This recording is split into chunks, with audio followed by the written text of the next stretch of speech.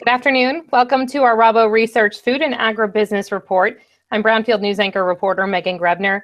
Today we're going to talk precision farming and digital agriculture. With us is Rabobank Senior Research Analyst Ken Zuckerburg. Good afternoon. Hi, good afternoon, Megan. Nice to be with you. Nice to be with you too. Let's start first and talk a little bit about what you do for Rabobank and how you got into the agriculture side of things. Terrific. So, Megan, I'm a senior analyst within RaboResearch. Used to be known as the Food and Agri-Research Division, commonly thought of as FAR, or referred to as FAR.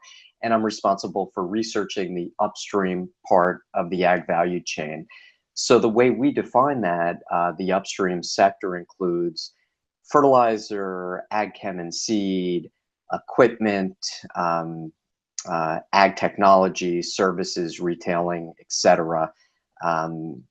The interesting part about Rabobank is, and my job is, I get to interact with a number of different other industry analysts, including the dairy team, the animal protein team, grain and oil seeds, and all the way to the consumer. It's really a diverse set of things and a diverse set of topics that we look at and that make up agriculture. You're correct. The value chain is really gigantic, and ironically, I started my career in a much different part of the financial services world. I began life as a research analyst covering the insurance industry. I moved to Wall Street covering and researching and writing about insurance companies and banks and investment banks. And eventually, when I moved to another part of the business, which was professional money management, I started broadening even further and looked at industrial companies. So there was a time that I was asked to do a research analysis and a company valuation on General Electric. And I looked at General Electric and I said, wow, it's interesting. People think it's an industrial company, but half of their earnings come from bank and insurance related activities. Then another company in that genre that had a similar characteristic was Caterpillar. At the time, Caterpillar actually was still involved in ag. After Caterpillar, I found John Deere. And I looked at John Deere and said, wow, they make a lot of money as a financier as well as a seller of tractors and obviously they have a big dealership business. And that was how I first came to, if you will, pure agriculture from a research standpoint. Ironically, I also gained experience understanding the way the farming business worked when I was part of a group at Lazard Asset Management, and we owned shares in some of the leading publicly traded insurance companies, including MetLife and Prudential and Principal Financial out in Des Moines, Iowa. And those three insurers in particular had large holdings of farm-related assets. Some were mortgages on farms. Some were direct investments in the in U.S. farmland. So there were a number of times in my career that I intersected with agriculture. And then following my career as a money manager, I saw this opportunity to join Rabobank and really help extend the research footprint here in North America along that upstream side of the ag value chain. As we look at agriculture and the changes that it has made, we've transcended so many different types of technology, and it kind of continues to evolve. As we talk today about precision farming and digital agriculture specifically, what were some of the trends in agriculture innovation that got us to where we are today? Certainly. So I guess innovation in agriculture has gone on as long as mankind has tilled the earth, right? Really thousands of years. It's not like farming has been static. It's always been evolving along with the growth and the sophistication of populations. I guess I think about going back maybe 3 or 4 decades for the purpose of this discussion and looking at mechanization in the 1700s as perhaps the first wave of ag innovation. So that continued for a few years, a few hundred years, and there was the seed drill, there was the cotton gin, and then we had the creation, invention, and refinement of the combine harvester. Then as we got to the 20th century was the tractor. I mean, think about the step function increase in productivity that a gas-powered tractor brought to farming. So that was sort of innovation wave one. The second wave we think about as happening after the Second World War, when various chemicals, ag chemistry, fertilizers, crop protection chemicals, that those were really brought to farming, allowing, at least in the US, farmers to really scale up. That scale up in innovation eventually was brought another wave of innovation to the table, which was sort of the Green Revolution and the idea of more thoughtful precision farming. Precision farming itself, again, has been going on for quite a while. Digital agriculture, we look at the next generation of innovation, precision farming practices. And I guess in a nutshell, digital agriculture, if we were to define it, probably can be best thought of as the intersection of software and hardware, whether it be smart devices on an AGCO or a John Deere or a C&H tractor, devices that collect data, along with software that actually provides information about yield and weather, and compiling this information for the sort of the holy grail of all this is having farm recommendations and ideas and insights that can help produce greater yield on the same or fewer acres of land, also by optimizing the agrochemicals and fertilizers and other inputs that are required to farm. So at the end of the day, I want to bring to the conversation this idea that digital agriculture offers not just better gross yield, but better bottom line. So it's all about improving financial margins for the for the farming community. So as we talk about digital agriculture, Ken, and we look at these different components, and we know what it is. So let's talk about how it benefits the ag industry and it benefits farmers back in their operations and how to utilize those tools. Sure. So I guess the first place to think about is the promised value. And even if, and in my opinion, we haven't even touched upon yet realizing this value, but if we think about the promised value of digital agriculture, let's think about the idea of the pain points in farming today. So there's a lot of income and yield and production volatility and variability.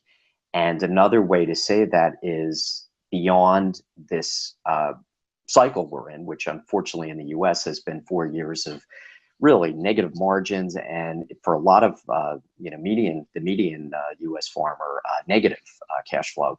But beyond that, what we have observed is a lot of in-field variability. So precision farming moving into digital agriculture, part of the promised value is reducing that in-field variability.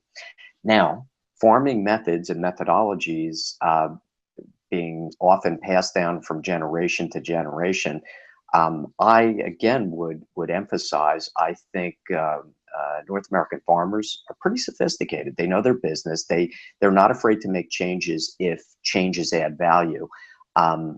So in terms of, again, more of the promised value, operational efficiency, capital efficiency, more predictable production practices, anything that can reduce the risks of labor not being able to work on the farm in the way maybe it previously had. This is all the promised value. Unfortunately, it hasn't come about yet. There have been numerous reasons, and in our recent report, we sort of call this barriers to adoption. Let's talk a little bit about, as we look at those who benefit, does it matter farm size for utilizing and figuring out and maximizing our return on investment in these types of practices? Or does value span the entire, from small to medium to large operations? I think it spans the entire gamut. Now, on a practical nature, when we think about the tensions and the opportunities within the value chain, it appears that in an environment where corn is under $4, and the Rabo forecast is that we believe we will have an extended period of low grain, smaller farmers will probably need to create greater scale, all else being equal to begin with. At that point, if you have lower margins, the whole scale benefits and bringing digital agriculture to the table, that will be much easier for them to sort of get out of the rut. I don't want to be long-winded here, but the economics driving U.S. farming today are arguing for greater size than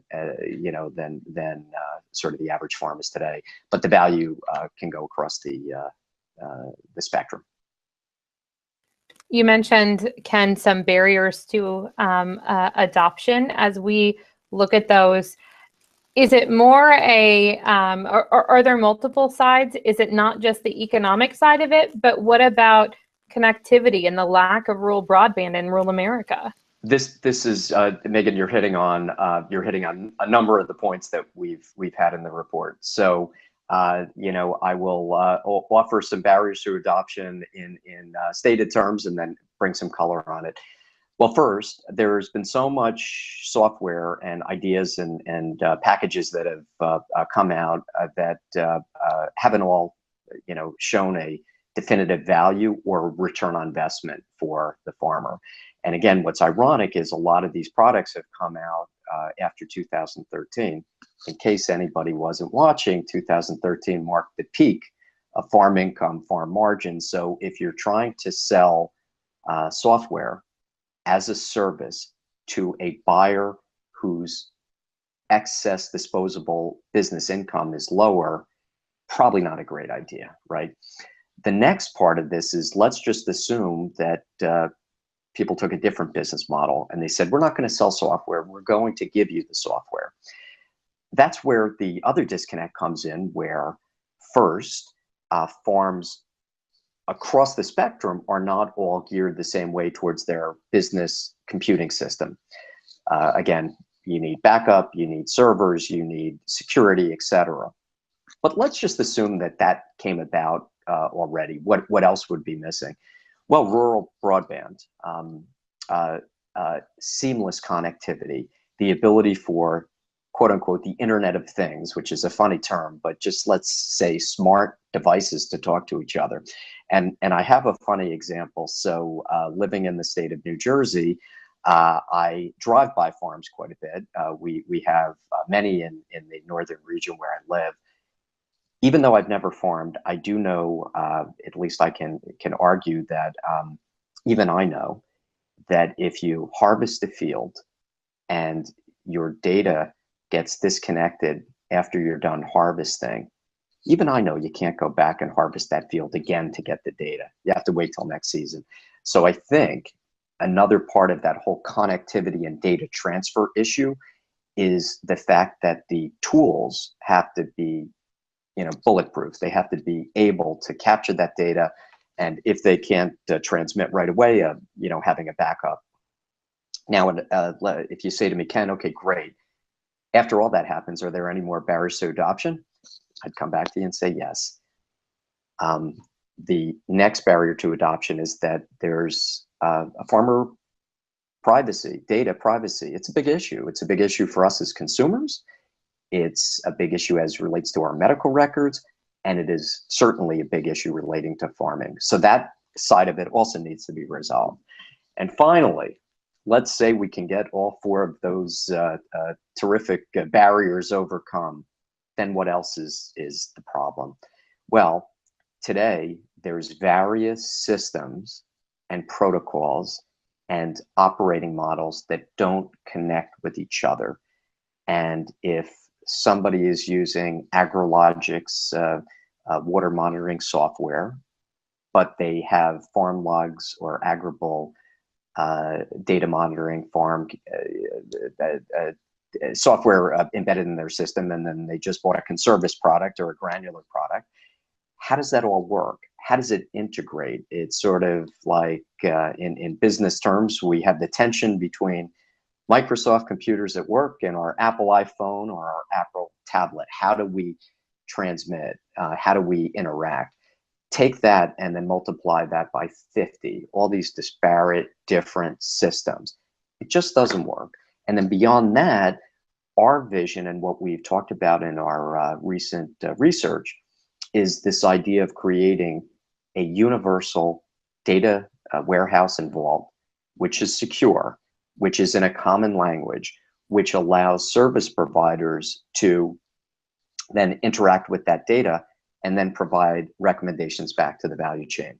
So there's a lot of work to do. There's a lot of ground to hoe, but we think we've at least attempted to articulate what the blueprint forward ought to look like. Ken, as we talk about that, I would have to think that that communication aspect, so for those products to be able to be used to their full advantage, that has to be maybe a priority moving forward to navigate some of these barriers, is to make sure the communication between all those products is smooth. There's no question about it. So if we think about being able to communicate and how we interact with each other as civilians, meaning non-farmers. So how frustrating is it when we're trying to do a cell phone to cell phone call and somebody goes in a tunnel and you're in a car and somebody's in a train or somebody else is in a bus or somebody's walking and there's a disconnect. The disconnect causes more anxiety than just waiting until everyone got home to a landline and then had a phone call. So I think that the connectivity is very important. And if not to be political, but if you think about the true spirit of infrastructure spend, if we forget about bridges for a minute and we think about telecommunications, I think there's tremendous opportunity for job growth and actual improvement on connectivity. I also, a while ago, spoke with some technology people who talked to me about where the US is in terms of relative competitive advantage with broadband. And we're not number one. So in our spirit of always wanting to be the best, perhaps that would be a good place to start. And it certainly would help the business of crop and livestock farming. Ken, any other thoughts as we look ahead and we look at the future of digital agriculture and its benefits to farmers in the ag industry? So Megan, I think there's a lot of interesting dynamics here, and we certainly in our published research are very early in commenting. I think you'll see a lot more coming out of RaboResearch in the coming months. We are looking at and we continue to meet with a lot of innovative, promising startup companies that are pioneers in this space. So I guess the takeaway message is that if you're a baseball fan, we may just be in the second inning. If you are a pioneer, we are nowhere near California yet in terms of capturing the gold, the gold mine. So the nice thing is that I think there's enough people that care, that bring both science knowledge, technology knowledge, and really conservation and sustainability spirit to the conversation here. So I'm getting very excited. I think we're, I think we are on a good bridge to come together and collaborate. It really, truly is the next revolution, I think, in this industry, and making our farmers more profitable at a time when every dollar counts. and every way to maximize their return on investment is important.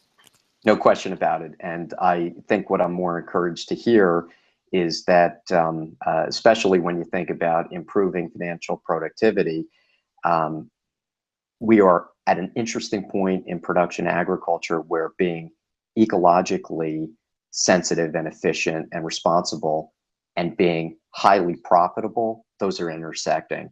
So I think, again, when you think about timing is everything, coming together to do good, to produce more, to do it in a more thoughtful manner and a more profitable manner. I think we're right at that bullseye now.